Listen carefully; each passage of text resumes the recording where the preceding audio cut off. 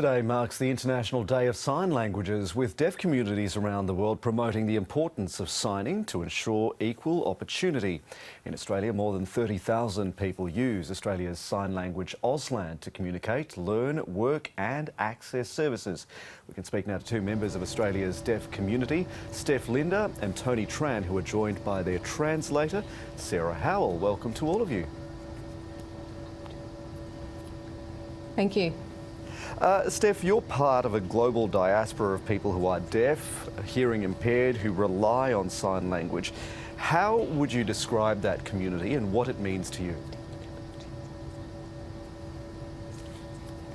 The deaf community are a cultural and linguistic minority, which means we naturally gravitate towards each other, sharing the same language, the same experiences, and so we value sign language as an important part of that.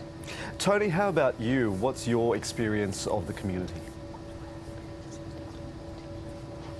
Yeah, I agree with what Steph has said. The deaf community prefer to communicate in a face-to-face manner. We like to share information. We like to engage with each other. And the deaf community are a strong community. Steph, you both speak Auslan. How distinct is it from other sign languages?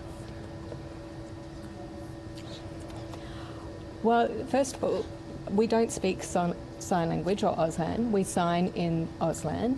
Our modality is visual gestural, and other countries have a visual gestural modality as well, which means we use space, we use a lot of first-person perspective and facial expression. Language and culture are intertwined, and because other countries have different cultures, they have different languages. So, for example, Cambodia would have a sign for tuk-tuk, but Australia does not have a sign for tuk-tuk because we don't use them. So sign and culture are embedded. Tony, what's your view of Auslan's particular cultural quirks?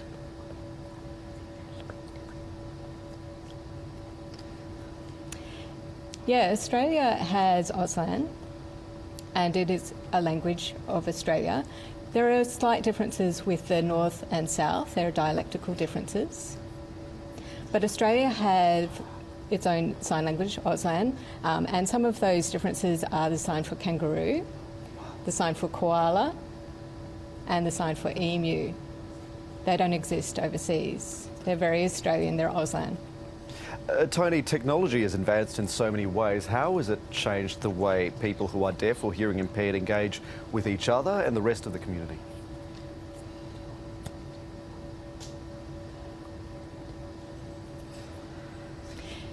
Yeah, the deaf community now use technology a lot more than we used to.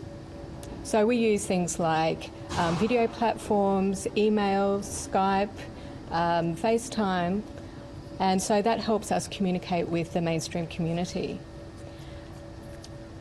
We can share information via video now. Because the video platforms are more commonplace, we don't have to rely on English forms of communication. We can use Auslan with video platforms. Steph, we're also seeing an increasing take-up by people who are not deaf or hearing impaired. What do you put that down to?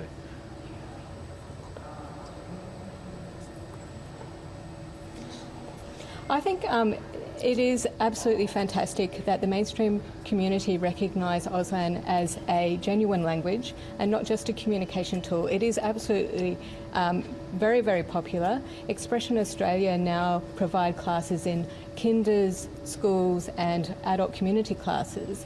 It's really amazing to see the wider community embrace our language. Steph, as we mentioned, today is the International Day of Sign Languages, which is aimed at raising awareness of its importance. What would you like people to know about signing and what it means to the community? Yeah, sign language is a genuine language. It is my first and preferred language. I use it every day in my work and life.